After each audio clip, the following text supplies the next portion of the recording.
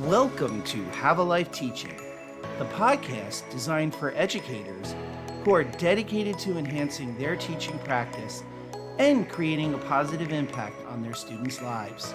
In each episode, we'll dive deep into the world of education, exploring a wide range of topics related to curriculum, instruction, and assessment in K-12 schools. Together, we'll learn from the brightest minds in the education field. So if you're a passionate educator who's ready to take your teaching practice to the next level, join us as we explore the exciting world of education. My name is John Shimbari, signing in and saying, let's have a life teaching. Hello, everyone. Welcome to another episode of the Have a Life Teaching podcast. When I go into schools and I'm working with schools on curriculum or helping schools to decide what materials they can use or what supports they could provide the students that are sitting in front of them, sometimes the pushback I get when I suggest, well, is this textbook or this reading really appropriate for this student or their interests? Sometimes I get pushback. Administrators are sometimes very hesitant here in the States to have teachers go and do their own thing, particularly when we look at pay for material services like teachers pay teachers, because those materials really haven't been vetted. And particularly in schools where their focus is to improve outcomes, particularly on testing and just basic student skills, you obviously want to know that you have a core curriculum, core resources that you could use. My next guest and I, Dr. Nathaniel Swain, who is the author of Harnessing the Science of Learning, How to Improve Schools Using the Science of Learning.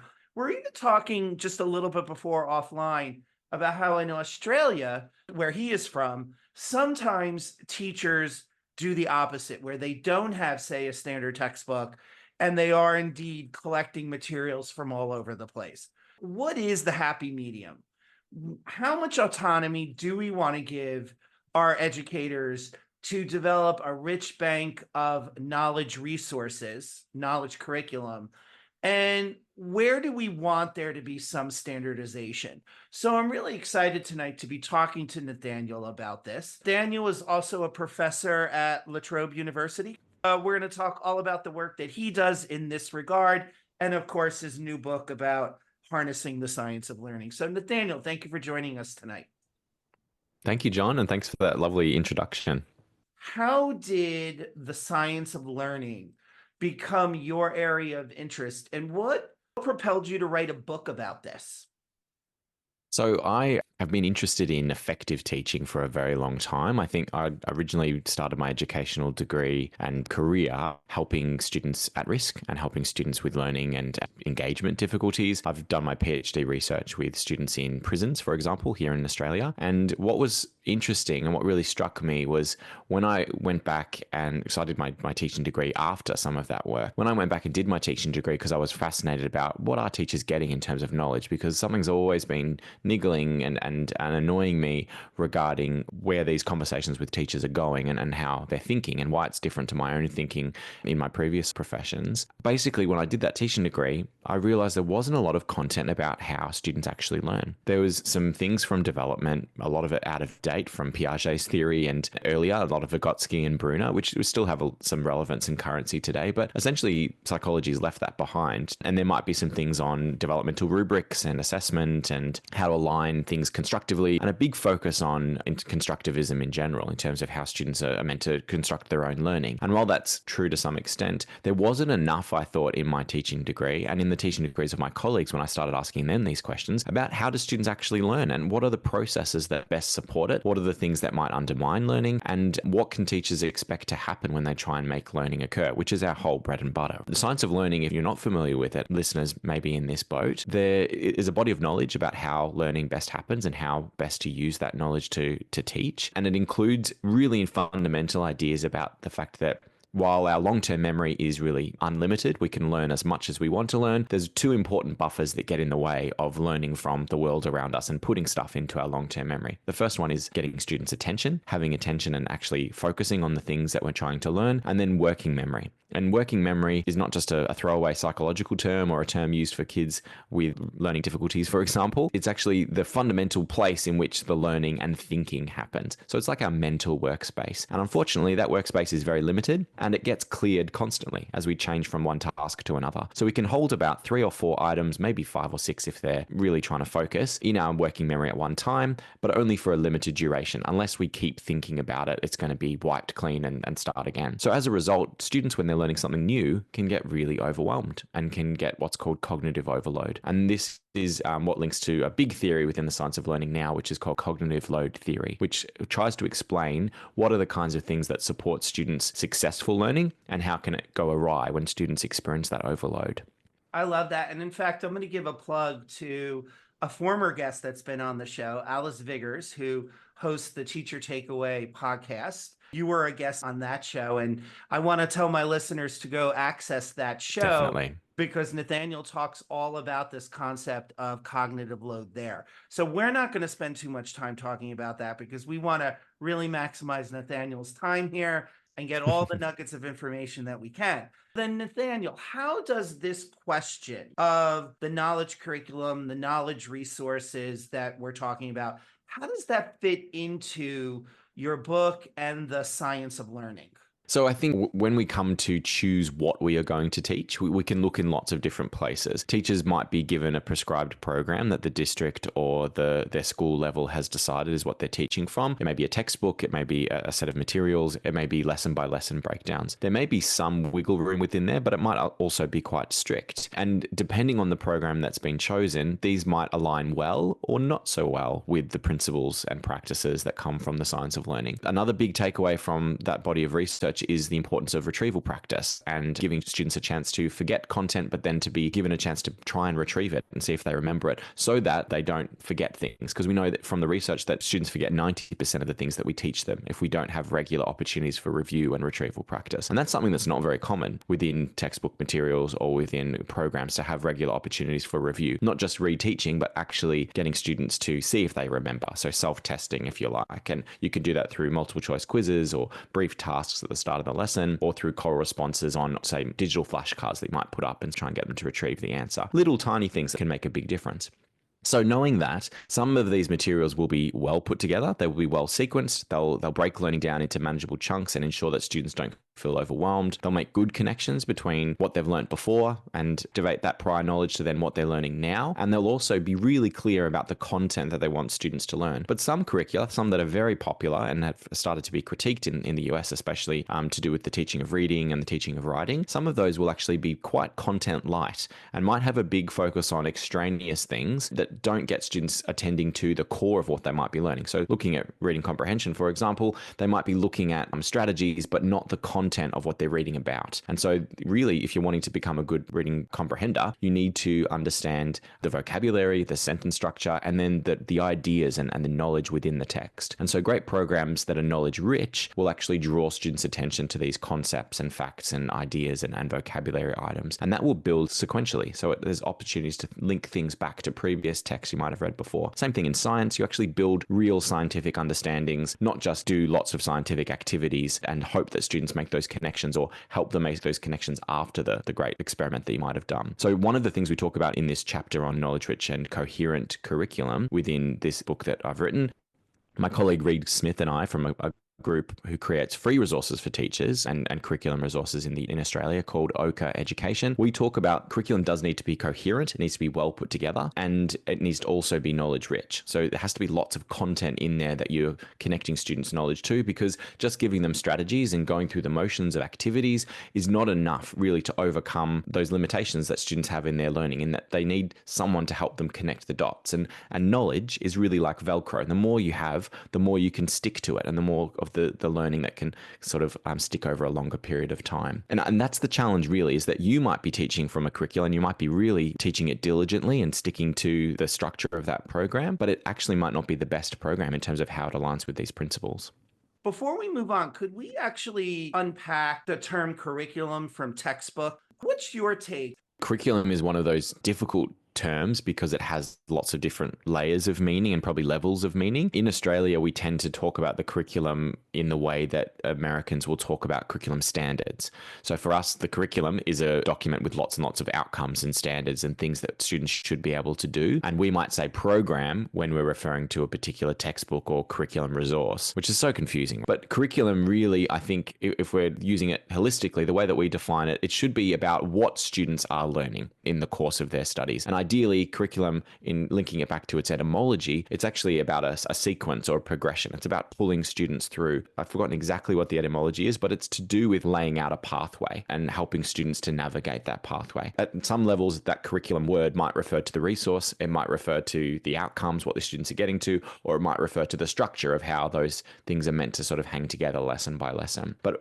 regardless of the terminology, how you use those materials to enact those goals of what the curriculum is hoping to achieve is really where the work of teachers lies. I'm of the opinion that teachers would have a really hard job if they tried to do it all themselves, but at the same time, they shouldn't just take something off the shelf and expect that it will do everything that they need to do, because there is the work of the educator that needs to be responsive and adaptive in the moment for the students in front of them at the same time. Indeed. And in fact, here in the States, again, I don't know if it's the same in Australia. When we talk about curriculum, like you said, we often refer to the standards. In many places now, or at least on the state level, there might be state standards, or even if we look here in the United States at the National Common Core standards, which some US states follow and some do not.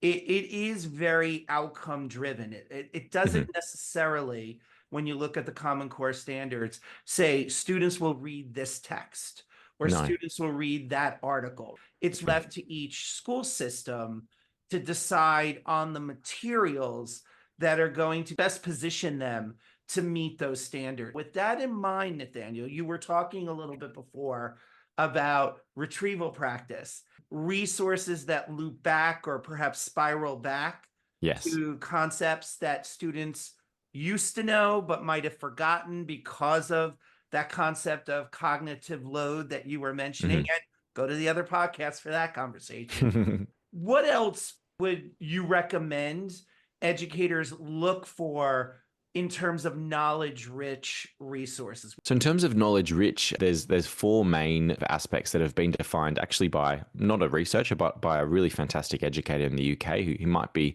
becoming more prominent in the United States now. It's Tom Sherrington. And he talks about four main principles in that knowledge shouldn't just be something that's peripheral, something in the background. So the content of the curriculum material should actually provide a driving, underpinning philosophy. So actually saying that giving students access to knowledge that helps to enrich and improve their own perspectives on their lives actually is a goal in and of itself, and is almost like a philosophy in that way. Basically saying that we don't want to develop generic skills. I think skills are best sort of taught in the context of very rich discussions about real topics and real ideas and things that don't necessarily change lesson by lesson. Like you might instead build upon a particular line of inquiry across many lessons. In some curriculum, the only thing that will connect lesson by lesson is a generic skill, say finding the main idea or engaging in scientific inquiry or setting up an experiment, or to use a civics example, like understanding what good citizenship is, for example, might be the thread. But that's quite a generic outcome.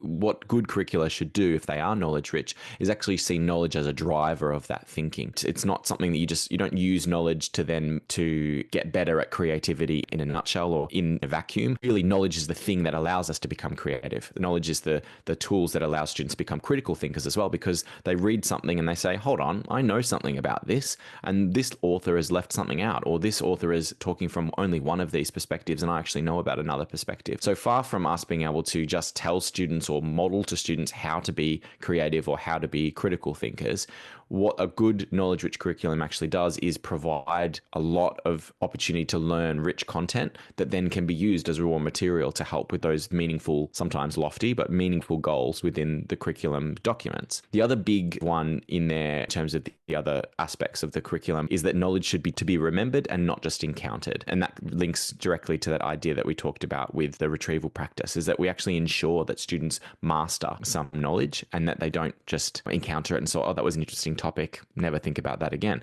but actually have an opportunity to really draw those connections and do these amazing teaching practices that come from a different part of the science of learning called generative learning theory, for example, where the goal is to give students tasks that force them in some ways to connect things that haven't been connected for them and to generate maps or generate summaries or generate visuals or diagrams that essentially allow them to progress their own thinking and draw connections between different aspects of the curriculum. Good curriculum will ensure that knowledge is a focus that's mastered, not just a sense of generic sort of skills. And the last one is that the knowledge is well structured. So we don't introduce concepts or facts or parts of history or scientific ideas or vocabulary, for example, without adequate background. Actually, are only introducing things that have almost been built up to this point. And that's where the idea of spiraling is really key. You might cover one topic in one grade level, for example, and into some level of detail. But the idea is the curriculum will circle back around onto that topic again in the way that sort of Brunner described in a sort of a much more sort of abstract sense, if you want to talk about the education philosophers of old. But he did have that idea of the spiral curriculum being a good one. We do want to circle back to those topics, but then go into further detail and then add the icing on the cake or the flesh to the bones that allows students to really understand something deeply. That doesn't happen by changing the topic randomly one day and saying we're going to learn about something like this because we need to practice these skills that are over here in the curriculum documents. Instead, knowledge and the content of the learning from literature and science and history and geography and civics and all those areas can actually be the driver from that learning. So what I'm thinking of as you're describing this, Nathaniel, is I'm really thinking of here in the States about magnet schools or schools that have themes, whether it's the theme of the school or the theme of the year. But again, not having these random themes, but connected themes.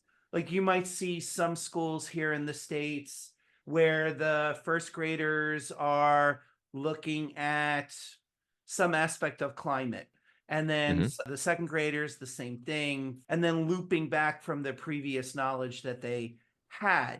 I don't know. Is that a thing in Australia? Is that a way to develop this knowledge curriculum? In some ways, that's a good example of something that attempts to do something similar. But the trick here is that knowledge-rich curriculum links, so being able to link different aspects of the curriculum across subjects or across year levels. Some theorists talk about vertical links, which is across year levels or grade levels, and horizontal links would be across subject areas, so from history to science or literature, for example. Those links really should be authentic in the way that we're learning about ancient Egypt, for example, and how ancient Egypt began as one of the civilizations of the past. But in art, now that we've learned a little bit about how ancient Egyptian life works, we are looking at the artwork from that period and drawing upon our knowledge of what ancient Egyptian life was like, because we've learned about it in geography and history. Now we're going to then do some artwork that's built upon some of the artwork that was at that time. So that would be an authentic sort of link. And what I think some schools do if they create a theme, for example, and say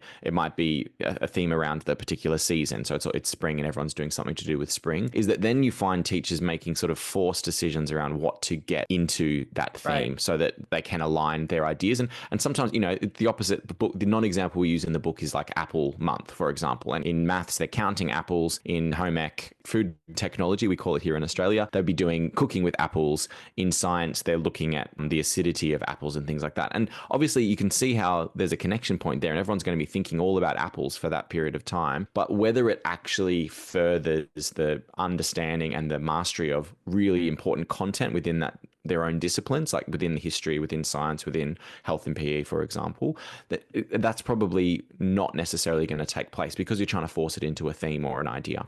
Are there any resources out there that you could think of that would help a school to make these authentic links?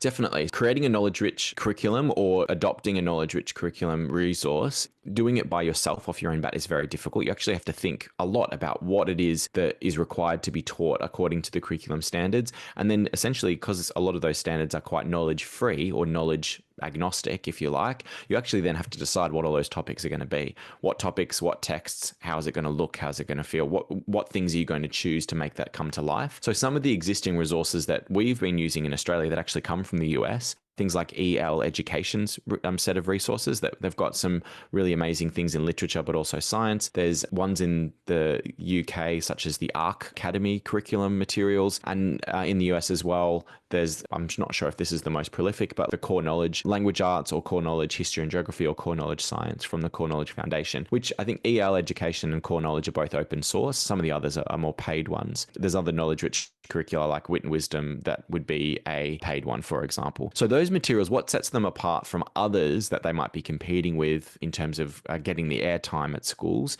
is that they do make knowledge a focus, and they make knowledge a real area of interest within the curriculum. That's something that we keep returning to, and that the skills are obviously there. We build the skills that we do in reading and writing and in mathematics and science and so on. But those skills are happening in the context of really rich discussions and really rich content-driven work that does allow students to build big knowledge. And what I've seen when schools have adopted this is that you get grade 3 students who are thinking back to, in first grade we learnt about ancient Egypt. Now we're doing ancient Rome. Gosh, there's some really interesting connections here. While the ancient Egyptians built pyramids and amazing epitaphs, the ancient Romans actually came and took a lot of those and took them back to Rome. The Romans were inspired by what the Egyptians were doing. They decorated their own cities with a lot of things they took from that society, but then they created their own kinds of monuments and their own kinds of architecture as well. It's quite astounding hearing students from traditionally marginalized groups or from disadvantaged backgrounds in terms of where their school is or what their experiences have been so far. When they get access to a knowledge-rich curriculum, suddenly they're making connections and having rich conversations that you'd expect middle-class students to make, because they're the students that get to go on those museum visits and trips to the zoo and trips overseas, and might have other influences such as rich literacy practices in their home. So in many ways, one of the best things about knowledge-rich curriculum that we try and make the case for in this book in general is that it benefits all groups, because all students suddenly have an amazing link to rich content, rich vocabulary, and all the stories that go along with it. But also those students who traditionally wouldn't have access to those previously inaccessible conversations and dialogues about the richness of history, geography, science, literature, art, you name it. That is going to be a key takeaway for me in our conversation. It's in terms of the reason why, because again, you bring up a good point. Here in the States, I don't know what the situation is in Australia, we have tremendous learning gaps, particularly based on socioeconomic backgrounds. Same here. Right? Yeah. It's not necessarily race, it's socioeconomic background. And so students that, like you said, can go on field trips and go to Europe over the summer, they're going to learn no matter what, because they're provided with these opportunities. Whereas, like you're saying, this knowledge-rich curriculum, everyone's going to benefit from it, but particularly our lower socioeconomic communities that don't have access. It really becomes a question of equity. I feel it's necessary to have this knowledge curriculum. And it's not curriculum materials ignore that. I think they do want those topics to be there, but because they probably haven't understood this really fundamental thing that comes from the research and from the science of learning and previously how language basically works. Language only works as a shared tool that we can communicate with if we have a shared body of knowledge that we're drawing upon. We need a system of ways of referring to things, of common phrases and vocabulary, but also metaphors and analogies. And I use the metaphor of Goldilocks all the time to talk about just getting things just right. But if you've got a student who hasn't had access to even the very simple and basic nursery rhymes that are common in Western society, then that Goldilocks reference is what's this gold lock thing? Like, I don't understand. That's really triggered and gotten me thinking about other things that are completely not on topic. There's a myriad of things that are across our language system in and of itself that make it almost impossible for students without the opportunities to engage with what doesn't have to be, but is currently the dominant discourses of ways of talking about things in politics and civics and sciences and commerce. If you don't have that shared knowledge base, you also then can't access that shared discourse or the shared way of talking or way of thinking. And I think the best way of actually challenging those dominant discourses is by having, as amazing researcher Lisa Delpit talks about, who's big on advocating for teaching students of color and of giving them access to these discourses, is helping students, no matter what their background, to enrich their own home environment and their home sort of ways of thinking and discourses, if you like, with that which is dominant within society, because that's the only way that students are going to be able to then contribute and start to shift and fragment or change or evolve the way that we think and broaden the rich understandings of the way the public sort of thinks. If you can't access the discourse, you can't seek to change the discourse. The other thing that comes up with talking about knowledge-rich curriculum is whose knowledge? Whose knowledge are we prefacing here? Are we able to ensure that students' lives are reflected? And we do try and tackle this in this chapter in the book as well, which is a brief introduction to these ideas. But I think so far we've really tried to ensure that the content of the curriculum is like a mirror to students' experiences. And we've tried in the last 5 to 10 years, especially, to ensure that culturally relevant teaching is happening and students feel that their experiences are reflected in the curriculum. But I think the curriculum has a dual purpose of being a mirror, but also a window, and a window to a whole other set of worlds: imaginative, real, historical, present, future,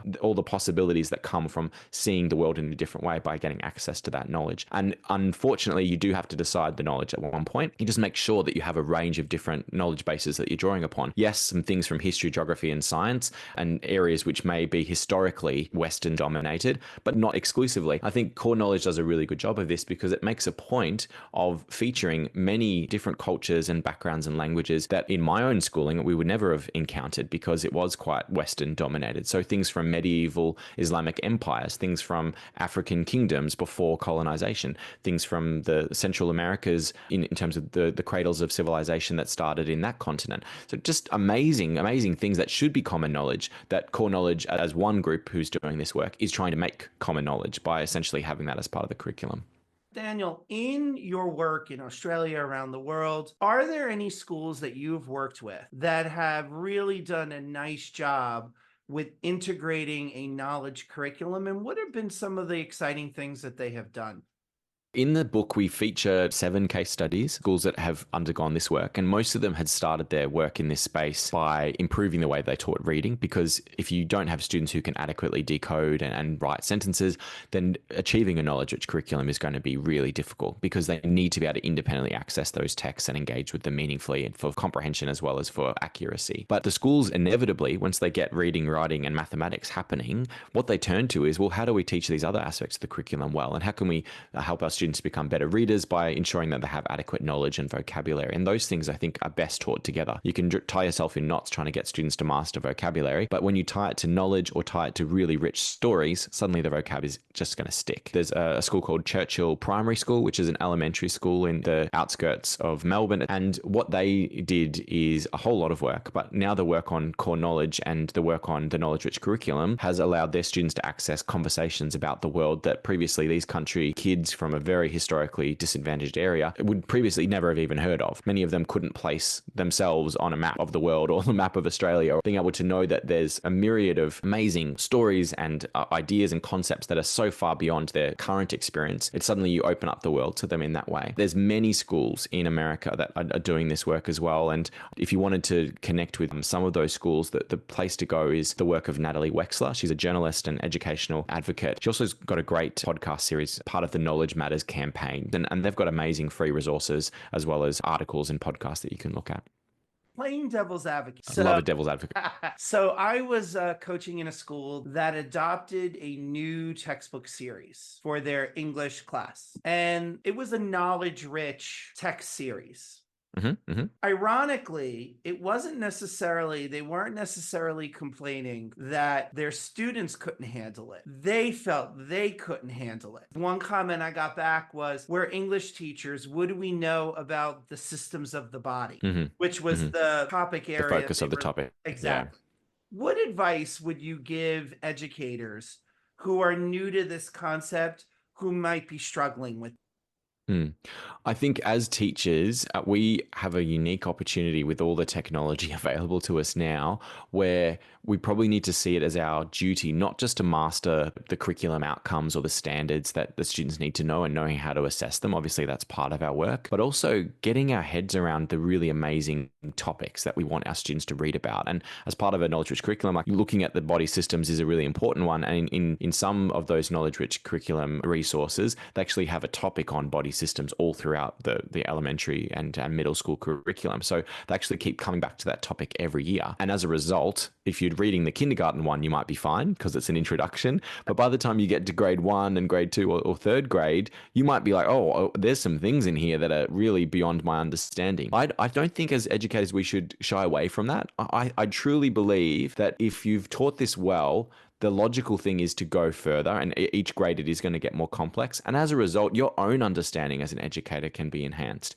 I think if you're feeling overwhelmed by that task, which I think I would be if I had the chance to still teach third grade every day like I used to, I would be just loving the rich topics and the fact that every day I get to learn something and teach something. But if you're feeling overwhelmed by that, because this may not have been the way that you were taught in your elementary or middle school education, and you've got gaps in your own understanding about health or about science, or it might be history and geography, or my history and geography knowledge is not as good as it should be, for example, then I would use some of the tools that we have now. So some curriculum materials, they have a teacher guide, and that teacher guide gives much more in-depth understanding than the actual materials that you show students. So it allows the teachers to really understand the key ideas and how it works, and gives them a more rich schema to draw upon when they get curly questions from their students. But obviously read the teacher guide. If you're actually a person like me who hasn't got a lot of time to read, there's these amazing tools out there that you can put on in the car. You can turn that PDF document into like an audiobook and get it to play to you while you're driving to work. So if nothing else, you would have still consumed that content,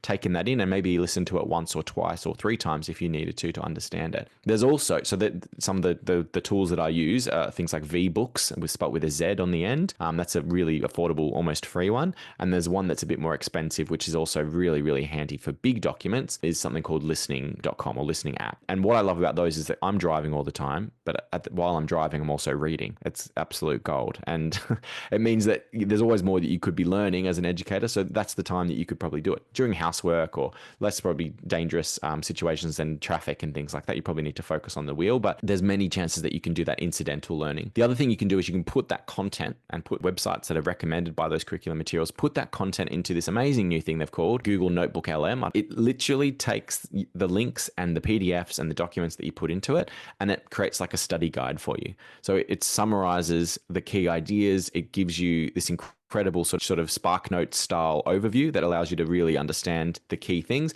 And you'll love this. It creates a podcast episode about that content with 2 people talking like we're talking now. All right, I'm done. I'm done. My Unpacking it. It's like, John, we just forget about the podcast. You just go to this Google. No, it's not as good as a real podcast, obviously, everyone. But I find it useful as a way. If I'm really not understanding something, I will chuck something in there and it will just unpack it in a slightly different way. It might create some analogies, or it does it in a conversational way that's very easy to listen to. It takes 5 or sometimes 10 minutes, depending on the length of the material.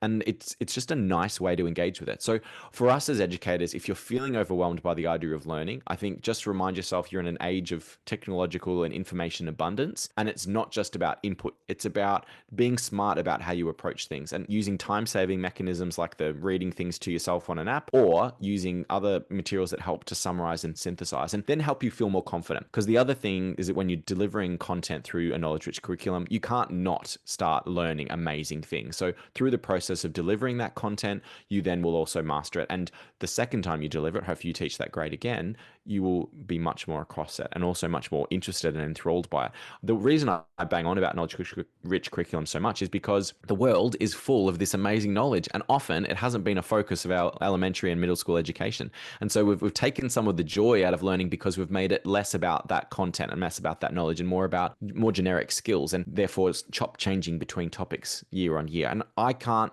necessarily put my finger on a lot of key big ideas that I would have learned in my middle school or high school sort of education, apart from year 11 and 12, where we really sort of focused and tried to master in order to get the entrance exams to university. But I reckon the age now where we're thinking more about knowledge rich is a time where you as a teacher could learn all the things you probably should have learned and could have learned back in the day when you were doing your own schooling. Daniel, if you could give advice, what does a knowledge-rich curriculum look like, if there is a difference at the elementary level, the middle school level, and then the secondary level, the high school level? Are there different outcomes you should have in mind?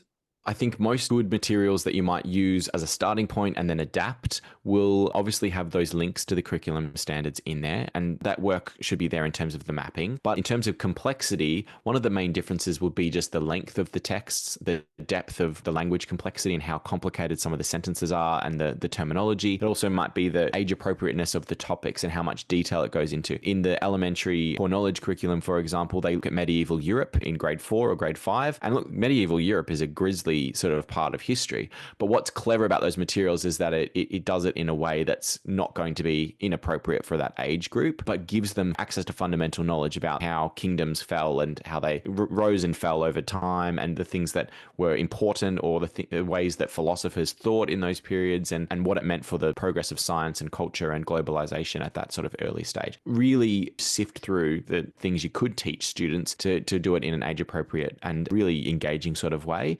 And then the other thing is that as you move through up the curriculum, it's going to make much more connections back to what's been taught previously. So ideally, when it's taught well and you've got a 5-year or 6-year implementation plan, you'll have middle schoolers who've done the first grade, second grade, third grade units of work around the history and geography and science topics. And they're coming to those materials with a lot of previous knowledge and a lot of excitement about what they're going to do next. And so as a result, the 4th grade teacher or 5th grade teacher might be looking at it and thinking, wow, this is pretty high level content. I don't think they can do this. But it's because they've done that previous work and have started consolidating and retrieving and forgetting as much as low as possible over time. That's the main difference that you'd see, is that there's more connections back, there's greater complexity, and there's also more in-depth sort of looks at as you progress, probably more of the grisly stuff or more of the sort of adult or young adult sort of themes. I remember studying Shakespeare in year 11 and 12, and there's some pretty nasty things in there in some of the Shakespeare texts. But you wouldn't do that with a young age group, but also not just the language complexity, but also the theme complexity as well. Parents might be listening and thinking, my child shouldn't be studying parts of ancient Egypt. That was a barbaric culture. But I think there's ways of talking about it that are going to be age appropriate, and that you help to understand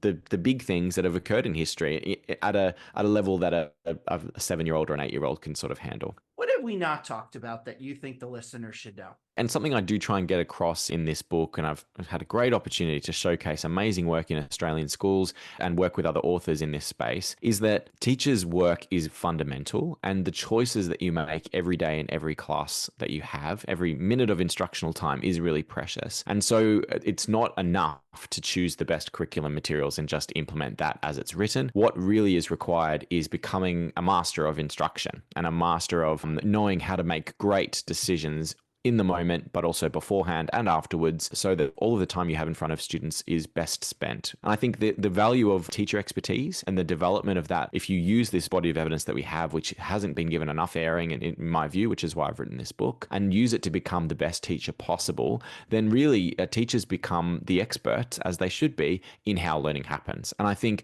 we've got the potential now in what I'm calling an edu renaissance, where teachers are fascinated again about classroom practice, not about peripheral things that impact on students' abilities to attend or come to class, or wishing that they'd been learning things in the previous year levels, but actually what can you do as an educator right now with the group of students that you've got to set amazing classroom expectations, to have good classroom routines, to have a strong idea of what you're trying to achieve, and to make every single lesson an opportunity to get and reach every single one of your learners. With the knowledge that has been accumulated through the science of learning and things like knowledge-rich curricula, there's a really great opportunity to be the best teacher you can be. And I think there's no better time to becoming a teacher. And I just hope that more schools, systems can help improve so that teachers don't have to do this work as a lone wolf. It's a lot easier when you've got a group of colleagues around you who are also dabbling in this space, who are trying to become much better at their instruction or their ability to explain or provide feedback, and also in their ability to choose and deliver really fantastic, exciting, and responsive curricula. You can do a lot when you collaborate with your teachers, because creating those tasks, creating those activities from scratch by yourself without that collegiality can be really hard and can be difficult to get right. But with collective knowledge and what we call in the literature collective working memory, so combining our mental capacities together to try and solve a problem, you can actually overcome our own cognitive load challenges as teachers. So Nathaniel, where can people find out more about you and the wonderful work you do? I have a website for teachers. It's called nathanielswain.com. There's a blog on there called The Cognitorium. It's a made-up word that I love. Place of learning, if you like, if you look up the etymology that I've sort of made up. But I also have a charity for teachers called Think Forward Educators, which is a chance to engage with high-quality, free for professional learning from all over the world, but a lot of it in Australia as well, but accessible to anyone. And then I also work at Trobe University in the School of Education, teaching the next generation of teachers. I'm really excited about the work we're doing there, including a project combining the expertise and the collegiality across many schools around our state of Victoria here in the south of Australia, where it's called the Momentum Project. And it's essentially linking schools up together to support each other to become even better aligned to the research, but also really responsive to the community and student need. So I'm accessible in all of those different channels, but also very keen to connect with educators from all across the world and hear about your work is really what I'm keen on.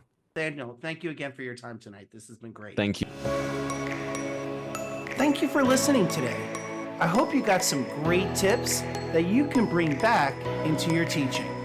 Remember, have a life teaching without sacrificing your own. Also, don't forget to subscribe and be well.